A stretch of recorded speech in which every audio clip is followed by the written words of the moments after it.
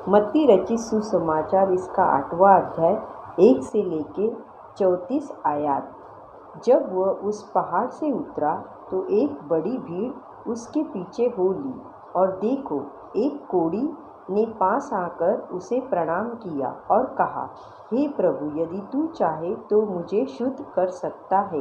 यीशु ने हाथ बढ़ाकर उसे छुआ और कहा, मैं चाहता हूँ, तू शुद्ध हो जा। और वह तुरंत कोढ़ से शुद्ध हो गया। यीशु ने उससे कहा, देख, किसी से न कहना, परंतु जाकर अपने आप को याजक को दिखा, और जो चढ़ावा मूसा ने ठहराया है उसे चढ़ा, ताकि लोगों के लिए गवाही हो। जब वह कफरनहूम में आया तो एक सूबेदार ने उसके पास आकर उससे विनती की, हे प्रभु, मेरा सेवक घर में लकवा रोग से बहुत दुखी पड़ा है। उसने उससे कहा, मैं आकर उसे चंगा करूँगा। सूबेदार ने उत्तर दिया, हे प्रभु, मैं इस योग्य नहीं कि तू मेरी छत तले आए, परंतु केवल मुख से कह दे तो मेरा सेवक चंगा हो जाएगा, क्योंकि मैं भी अपराधी मनुष्य हूँ और सिपाही मेरे अधीन है। जब मैं एक से कहता हूँ जा तो वह जाता है, और दूसरे से आ तो वह आता है, और जब अपने दास से कहता हूँ यह कर तो वह करता है। यह सुनकर यीशु को अचंभा हुआ, और जो उसके पीछे आ रहे थे उनसे कहा, मैं तुमसे सच कहता हूँ कि मैंने इज़राइल में भी ऐसा विश्वास नहीं पाया। और मैं तुमसे कहता हूँ कि पूर्व और पश्चिम से बहुत से लोग आकर अब्राहम और इसहाक और याकूब के साथ स्वर्ग के राज्य में बैठेंगे, परंतु राज्य के संतान बाहर अंधकार में डाल दिए जाएंगे। वहाँ रोना और दांतों का पीसना होगा। तब यीशु ने सूबेदार से कहा, जा, जैसा तेरा विश्वास है वैसा ही तेरे लिए हो। और उसका सेवक उसी घड़ी चंगा हो गया। यीशु जब पतरस के घर आया तो उसने उसकी सास को ज्वर में पड़ा देखा। उसने उसका हाथ छुआ और उसका ज्वर उतर गया, और वह उठकर उसकी सेवा करने लगी। जब संध्या हुई तब वे उसके पास बहुत से लोगों को लाए जिनमें दुष्टात्माएं थीं, और उसने उन्हें आत्माओं को अपने वचन से निकाल दिया और सब बीमारों को चंगा किया, ताकि जो वचन यशायाह भविष्यवक्ता के द्वारा कहा गया था वह पूरा हो। उसने आप हमारी दुर्बलताओं को ले लिया और हमारी बीमारियों को उठा लिया।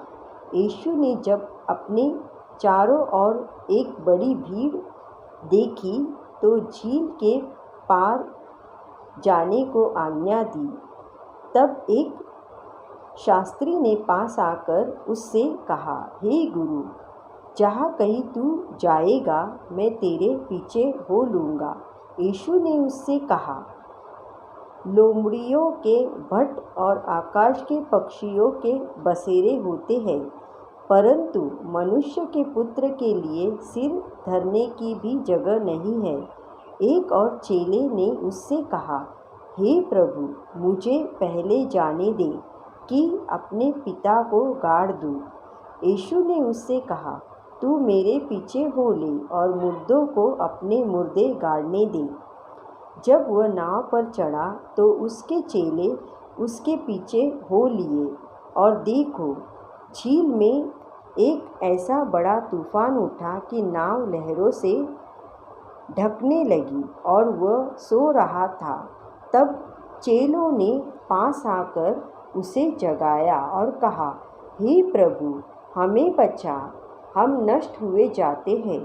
उसने उनसे कहा, हे अल्पविश्वासियों, क्यों डरते हो? तब उसने उठकर आंधी और पानी को डांटा और सब शांत हो गया। और वे अचंभा करके कहने लगे, यह कैसा मनुष्य है कि आंधी और पानी भी उसकी आज्ञा मानते हैं। जब वह उस पार गदरनियों के देश में पहुंचा तो दो मनुष्य जिसमें दुष्ट आत्माएं थीं कब्रों से निकलते हुए उसे मिले। वे इतने प्रचंड थे कि कोई उस मार्ग से जा नहीं सकता था।